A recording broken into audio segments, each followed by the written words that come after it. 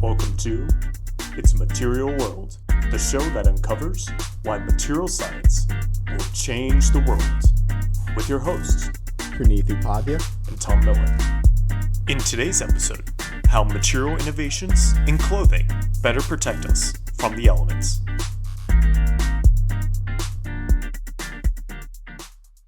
Hello, everyone. Today's guest on the show is Dr. Haskell Beckham, a senior director of innovation at Columbia Sportswear.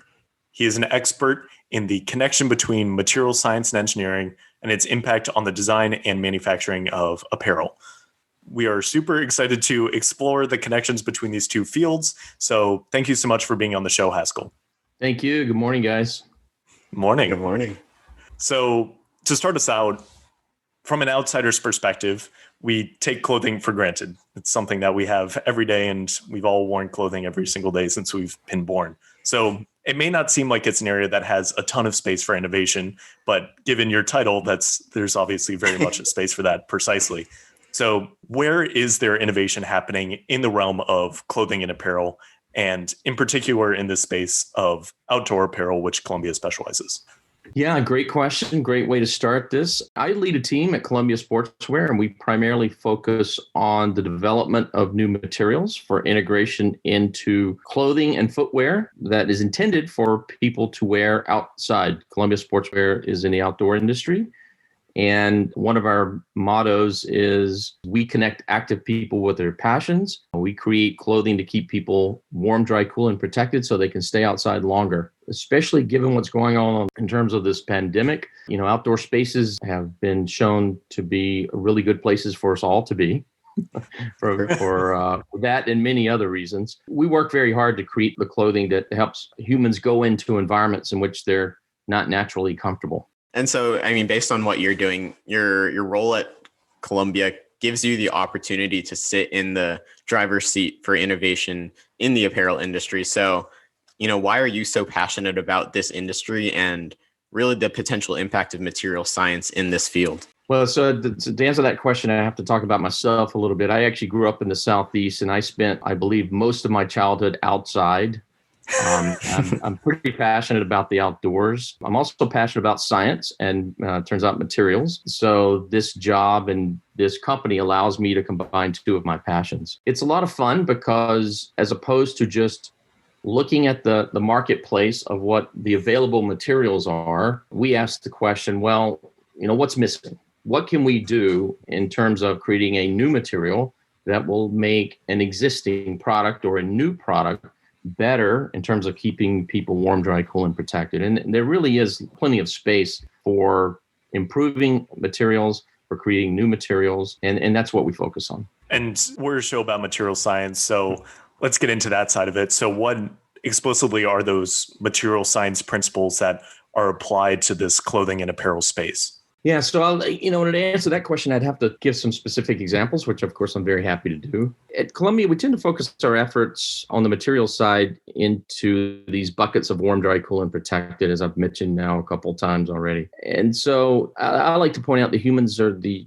only mammals on the planet that insist on and have always insisted on venturing into environments in which they're not naturally comfortable. So for example, here's a question for you guys. What's the optimal air temperature for humans at rest? So not really active yet. Wouldn't it be body temperature? Because if it was below body temperature, you'd have like a tendency to go to like some sort of hypothermia maybe.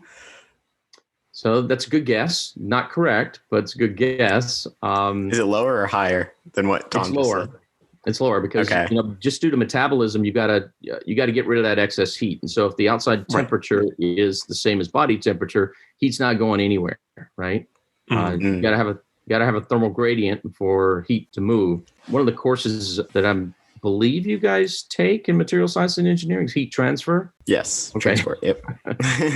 I was just going to say, like, I don't know, whenever I think my ideal temperature, I think 72 degrees Fahrenheit. So that would be my guess. That's another great guess. Actually, the actual answer is in between. It's about 81 degrees Fahrenheit. which is between body temperature and what the normal indoor temperature is, or we say is a normal indoor comfortable temperature. And that's because, and this is another reason why people wear clothing, not just to protect them from the elements in the outdoors, but for social reasons. And humans in general are walking around with clothes on in indoor environments because it's not socially acceptable for us all to be all walking around naked. Right. That is and true. So because we have that layer of clothing on, in order to be comfortable, that is to be at what's called thermal regulation, the room temperature, the ambient air temperature needs to be lower than that optimal temperature of 81 degrees Fahrenheit, because you've put a layer of clothing on. And so you've got resistance to heat transfer there. Right. And so now that the optimal air temperature is not 81 degrees Fahrenheit, but actually a little lower. And it turns out typical indoor temperatures are 75 degrees Fahrenheit, 72 degrees Fahrenheit, you mentioned, so something like that. There's actually a good bit of research going on, even in universities, that are trying to develop clothing that will allow indoor air temperatures to be set to higher, because especially as the planet heats up, we're always looking for ways to conserve energy generally. And cooling buildings is a tremendous drag on energy. It requires a lot of energy to keep buildings at that 72 to 75 degrees Fahrenheit that humans are comfortable of, simply because of wearing a layer of clothing. And, if we can raise that a degree or 2 or 3 by using clothing that actually lets more of your body heat get out and allows you to be at thermal regulation, then you can save a lot of energy on the planet. Kind of digress there. What was the question again? Yeah, so I was just going to say the question itself is, what are the material science principles that are applied to the clothing and apparel space? But it sounds like, one of the major ones here is heat transfer, right. That you have to be very cognizant of that when you're designing a piece of apparel, especially in the outdoor setting. That's right. So heat transfer, very important. And I'm talking about heat transfer in all its forms: conduction, convection, radiation in particular. And we spent a lot of time at Columbia Sportswear really digging into all those 3 major modes of heat transfer. There are some other modes as well, but in particular, the radiation mode, which is something that I would say many other brands have not spent as much time looking into to the extent that we have at Columbia. And it's really important because a human at rest loses, especially in a cold environment, loses a lot of heat via radiative heat loss, via radiation. And in the summertime or in a warm environment, you actually you gain a lot of heat from the sun. Understanding how materials interact with not only thermal radiation that's coming off the body, but also solar radiation that's incoming from the sun allows you to examine existing materials that are used in clothing, but also modify them and develop new materials that can better, either for warm environments, reflect solar radiation and emit thermal radiation,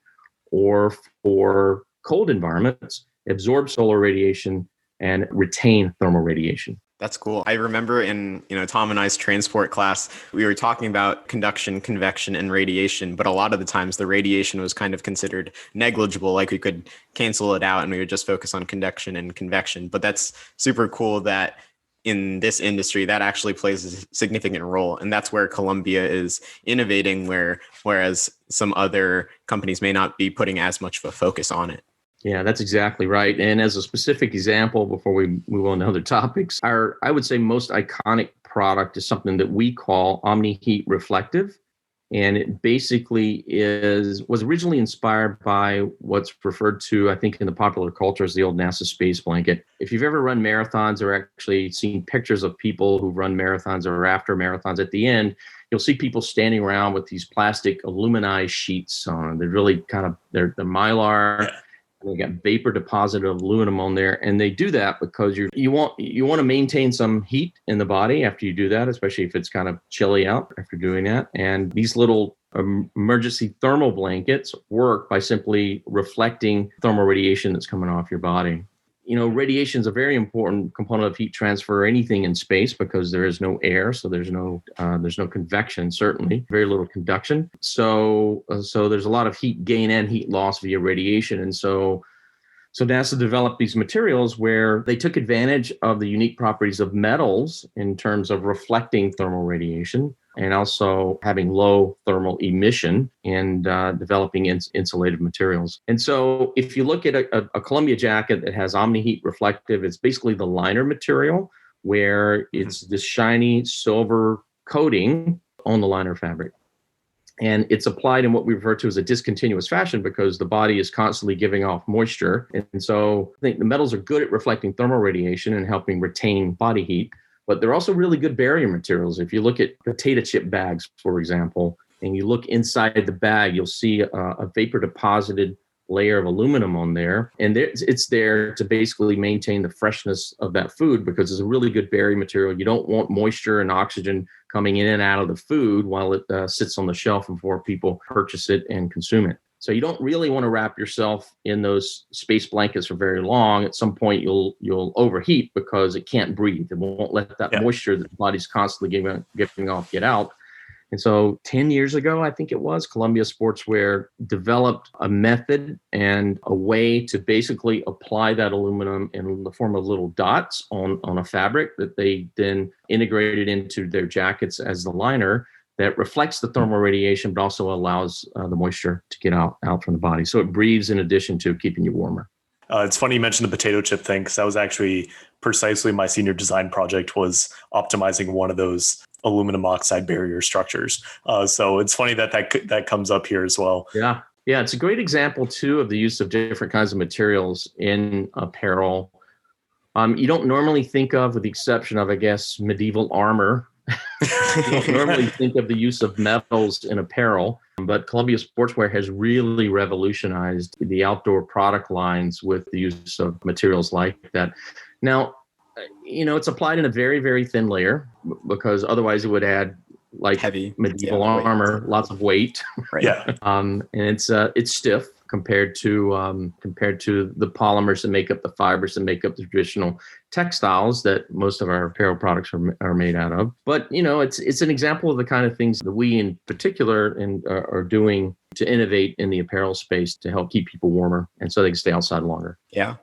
So going off of that, I was wondering, how do you strike that balance between improving existing materials in this industry versus developing new materials altogether? Yeah, another great question. So one of the things we always have to consider is cost. And I'd like to talk about that for a second, because actually it's an important, I think, design criterion that I'm not sure how much work we do in an academic setting really expecting that until you guys get to your senior year and you take a capstone senior design class. A little bit about my background. You guys know this. I taught at the university level for 20 years in a textile engineering school and then a material science and engineering school before leaving academia to join a scientific and engineering consulting firm, which ultimately led to my current job at Columbia Sportswear. And so I'm pretty intimately familiar with the kinds of courses and the content that we teach in material science and engineering programs. And it wasn't until I got out into the industry that I realized that,